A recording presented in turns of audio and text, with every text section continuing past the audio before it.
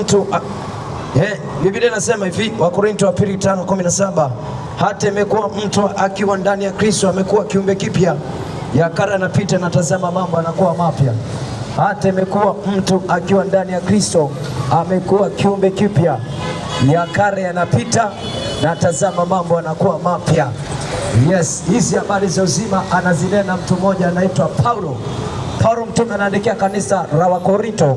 Baada ya kumwamini Kristo, walikuwa wanajua labda bado wanazidi kuishi katika dhamiri mbaya za mara ya kwanza ambazo walikuwa nazo. Sasa Apostle Paul anaandikia kanisa la Korintho kuwatia moyo na kuambia kuhusiana na kwamba unapomwamini Yesu tu, maisha yako ya kale yanabadilika, mtazamo wako wa zamani unabadilika, unaanza kuishi maisha ya kumpendeza Mungu katika maisha yako. Wanasema hata imekuwa mtu akiwa ndani ya Kristo amekuwa kiumbe kipya. Hii ina maana gani wakazi wa maeneo haya ya Kariakoo? Bwana, maandiko matakatifu yanaposema hata imekuwa mtu akiwa ndani ya Kristo amekuwa kiumbe kipya, ina maana hii. Huyu anaandika anaitwa Paulo. Labda tumzungumzie Apostle Paul. Kitabu cha Matendo ya Mitume sura yake ya 8 na sura yake ya 9 tunakutana na huyu mtumishi wa Mungu anaitwa Apostle Paul, Paulo aka Sauli, jina la Kirumi. Huyu Sauli alikuwa ni bingwa kulitesa kanisa. Kazunguka akiwatafuta watu ambao wanaitwa Wakristo kwa kulitesa kanisa na kulisumbua kwa muda mrefu mpaka kanisa likapasuka mjini Yerusalemu na wakaelekea sehemu kazi wa kasa. Siku moja akachukua barua kutoka kwa wakuu wake wa kazi Mafarisayo hawa, akaenda kuikamilisha misheni sehemu moja ambayo inaitwa Dameski, maana kura alisikia kuna watu wanaitwa Wakristo, kwa akaenda kwa kusudi la kutaka kuwatesa na kuwaingiza katika surba. Wakati anaelekea Dameski akapigwa na mwanga mkali machoni. Paulo mtume akaanguka chini akasema kwa lugha ya Kiebrania, "Huu nani we Bwana?" Maandiko yanasema kwamba akasikika sauti ikitamka akisema, "Mimi Yesu Kristo, mbona waniuzi?" Paulo mtume akasema, "Nifanye nini?" Maandiko yanasema kisha Yesu akamwambia kwamba nenda mjini, kuna mwanafunzi wangu utakutana naye, atakwambia mambo ya kupasayo kutenda. Sasa tunaposema ya kale yanapita na tazama mambo yanakuwa mapya, baada ya kumwamini Yesu Kristo, lipo jambo la pekee sana linalofanyika katika maisha ya wanadamu baada ya mtu yote kukubali kuhusiana na habari za Yesu. Hata mimi hapa bodaboda mbona niona nimepaki pikipiki yangu hapa, ninataka nisheshe habari za uzima kwa sababu nimekutana na Yesu katika maisha yangu. Jambo moja, ananiepusha na ajali barabarani. Ajali nyingine ni ajali za ajabu ajabu, wengine wanarogo barabarani, wanatafuta damu za watu, lakini bado Yesu ananisaidia, nasafiri salama, napakia abiria salama na ninaondoka salama kwa neema za Bwana, kwa sababu Yesu Kristo ana protect usafiri wangu. Nikiwa barabarani sina wenge, nakuwa niko salama kabisa, kwa sababu ndani yangu Yesu anakuwa na tamaraki. Sasa Wakorintho 2:5-17 Paulo mtume ndio anatamka maneno, anasema hata imekuwa mtu akiwa ndani ya Kristo amekuwa kiumbe kipya. Baada tu ya kumwamini Yesu Kristo ndani ya maisha yako, kila kitu kinabadilika, kila kitu kinabadilika. Haya ndio mambo yanatokea baada ya kumwamini Yesu Kristo. Jambo la kwanza, kitabu cha Yohana sura yake ya kwanza na ule mstari wake wa 12. Kitabu cha Yohana sura yake ya kwanza na ule mstari wake wa 12. Baada ya kumwamini Yesu, hili ndio jambo linafanyika. Jambo la kwanza, Biblia inasema, kumbe na Biblia hapa mkononi, hebu ngoja nisome. Kwa kwambia nani bodaboda tuokoki? Kasema nani? Kitabu cha Yohana sura yake ya kwanza na mstari wake wa 12. Biblia inasema hivi, bali wote waliompokea aliwapa uwezo wa kufanyika watoto wa Mungu, ndio wale walioaminio jina lake. Bali wote waliompokea aliwapa uwezo wa kufanyika watoto wa Mungu, ndio wale walioaminio jina lake. Hii ina maana gani wakazi wa maeneo haya? Haya ndio mambo yanatokea baada ya kumwamini Yesu. Before ya kumwamini Yesu ulikuwa unamilikiwa na ibilisi 100%. Hata mimi hapa boda ambaye nimevaa helmet yangu nzuri, nimepaki na tonda langu hapo nyuma, kabla ya kumwamini Yesu shetani alikuwa ananipelekesha kwa mambo mabaya. Jambo la kwanza, mitungi, sigara, bangi, ugoro, vyote nilikuwa na vimoka. Sasa baada ya kumwamini Yesu, maandiko yanasema ya kale yanapita na mambo yanakuwa mapya.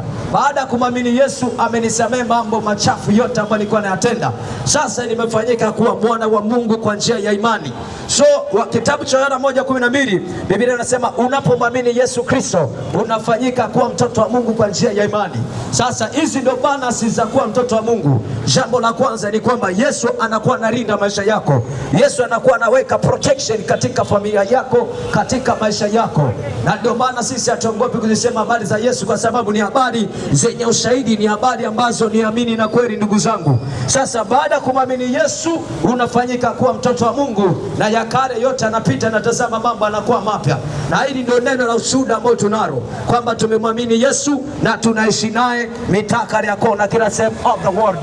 Jambo cha pekee kabisa ambalo nataka nikwambie kwamba hizi fadhili za Mungu ni kubwa ndani ya maisha yetu, na uaminifu wake unadumu milele hata milele. Na ndio maana tunazidi kusema kwamba jina la Bwana litukuzwe na fadhili za Mungu zizidi kudumu katika maisha yetu. Hata imekuwa mtu akiwa ndani ya Kristo amekuwa kiumbe kipya, ya kale yanapita na tazama mambo yanakuwa mapya. Yesu wetu ni mwema, Yesu wetu ni tumaini letu ndani ya maisha yetu. Na hizi ndio habari njema tunapozidi kuzisema, habari za uzima, habari za ukombozi, habari za maisha ya mwanadamu wakati anapozidi kuishi. Sasa sisi tuna ushuhuda ambao Yesu ameutenda katika maisha yetu, na ndio maana hatuachi kuzitamka hizi habari zake. Zina uzuri kama nini ndugu zangu, zina bashasha kama nini. Yesu baada ya kutimiza miaka 30 alipoenda kwa Yohana Mbatizaji, baada ya kumbatiza, maandiko yanasema kisha ikaja ua, yaani Roho Mtakatifu akamtulia juu Yesu Kristo. Kisha mwanaume akafunga siku 40 bila kula bila kunywa. Siku ya mwisho akaona njaa baada ya siku 40, na baada hapo akashuka nyumbani kwao panaitwa Nazareti. Baada ya kufika Nazareti, Yesu Kristo akapewa gombo la nabii Isaya, akafunua ni Isaya sura 61, ambaye katika maandiko au katika vitabu vinne, yani inamaanisha Injili, ni kitabu cha Luka sura ya 4 na mstari wake 18. Moja hapo ya sentensi ambazo Yesu alisema kwamba Roho wa Bwana yuko juu yangu, maana amenipaka mafuta, jambo moja, kuwahubiria maskini habari njema. Kwa hiyo sasa maskini wanapata good news, kuwahubiria maskini habari njema, vipofu kupata kuona, kuwaweka huru wale waliosetwa, na kutangaza mwaka wa Bwana uliokubalika. Huyu Yesu anasema na kutangaza mwaka wa Bwana uliokubalika. Fadhili zake ni amini na kweli. Alitenda wakati wa zamani, anatenda hata wakati wa sasa. Aliponya zamani, anaponya hata sasa. Kila atakayelitia jina la Bwana ataokolewa, pasipo kujali kabila, pasipo kujali kazi yako. Hata mimi bodaboda nimemwamini Yesu na na hakika kwenda mbinguni 100%. Sisi sio gaga na upa duniani.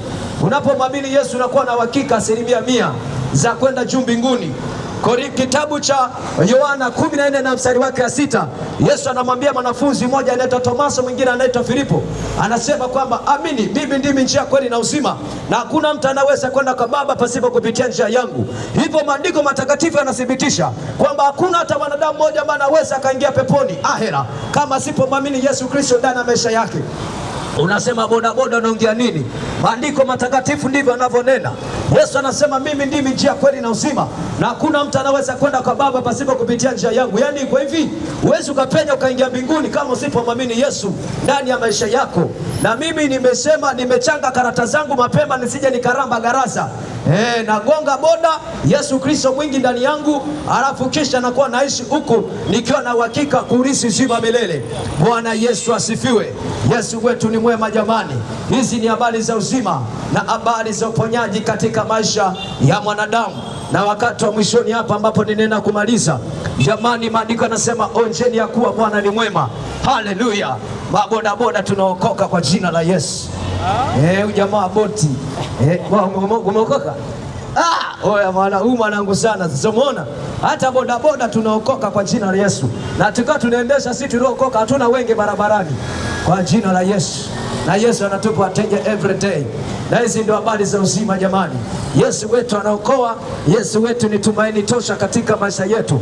Amwaminie Yesu ana uzima, amwaminie Yesu anapata tumaini tosha katika maisha yake. Nimalize na kusema kwamba huu ni upendo wa Mungu. In Greek word unaitwa agape. Agape ni pendo la Mungu ambalo Mungu anakupenda pasipokuwa na sababu yoyote. Inaitwa agape kwa lugha ya Kigiriki. Sasa Yesu ametupenda upendo wa agape. Yesu anasema ni mimi na utoa uhai wangu kwa ajili ya fidia watu wote.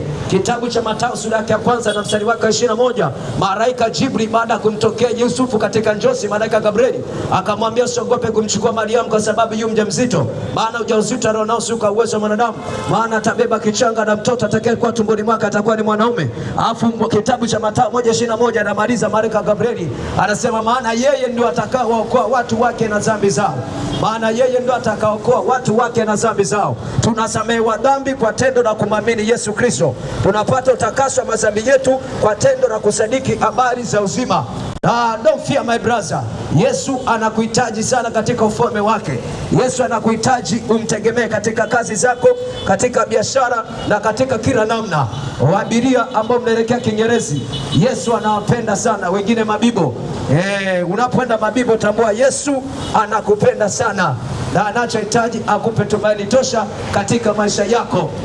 Hata sisi mabodaboda tunaokoka na Yesu ni Bwana katika maisha yetu. Bwana, sisi tunao ushuhuda kutosha tunapozungumzia habari za Yesu. Maana Yesu ametutoa, wengine tulikuwa watu wabaya. Yesu katupa tumaini tosha mpaka sasa tunahubiri Injili pasipokuwa na woga wote, pasipo kuangalia namna yoyote, mahali popote, kwa mtu yoyote na nyakati zozote, lazima tutamhubiri Yesu Kristo katika maisha yetu.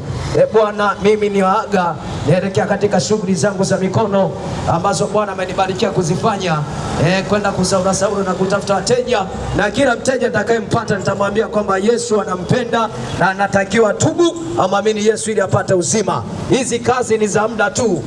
Ibada za wewe ama pikipiki hatuzikinayo. Kwa hiyo tunarudi kwa Baba kama tulivyotoka katika tumbo la mama. Kwa hiyo mimi ama bodaboda na pikipiki haya sina habari nayo, nafanya kwa sababu nipo duniani, lakini nafanya kazi nikiwa na uhakika kwamba baada ya kifo hakuna adhabu ya mauti ya dhambi juu yangu, kwa sababu ninapoendesha pikipiki Yesu yuko ndani yangu na Bwana anaangaza ndani ya maisha yangu. Na hizi ndio habari njema, habari za uzima, habari za Yesu Kristo, mitaa ya Kariakoo. Sasa je, unashindaje kumwamini Yesu? Sasa je, unashindaje kumpokea Yesu? Sasa je, unashindaje kumkubali Yesu Kristo awe Bwana na Mwokozi wa maisha yako? Na Yesu ana dini. Unajua kuna watu nilikuwa nahubiri wanafikiri kwamba Yesu ana dini. Yesu ana dini. Yesu sio Shia, Yesu sio Ahmadiyya, Yesu sio Sunni, Yesu sio Katoliki, Yesu sio TG, Yesu sio PCT, Yesu sio Pafi Agape, wala Yesu sio Lutheran.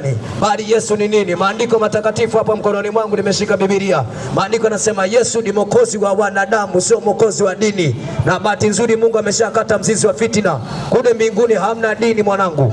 Maandiko yanasema katika kitabu cha Mathayo sura ya 5, heri wenye moyo safi maana hao ndio watakao muona Mungu. So heri wenye dini, heri wenye moyo safi. By the way, tunawafuma watu wengi magesti, wengine wana dini wanafanya mitikasi ajabu duniani na wana dini lakini bado wanampiga mizinga Mungu kila siku. Sasa hizi habari njema zimefunuliwa kwa kila mwanadamu yoyote atakao lisadiki jina la Bwana atapata uzima na atapata ondoleo la dhambi katika maisha yake. Tunaokoka kwa jina la Yesu, na usipookoka tutakulazimisha, tutakula fire. In Jesus name I pray. Jina la Bwana litukuzwe na neema Yesu Kristo iwe juu ya maisha yenu. Habari hizi za uzima, Mungu abariki. Ngoja niingie mzigoni sasa nikatafuta abiria. Hapa abiria watamiminika kama mvua kwa jina la Yesu. Nimeshatoa roki ya jioni. Hallelujah. Barikiwa sana mtumishi wa Bwana.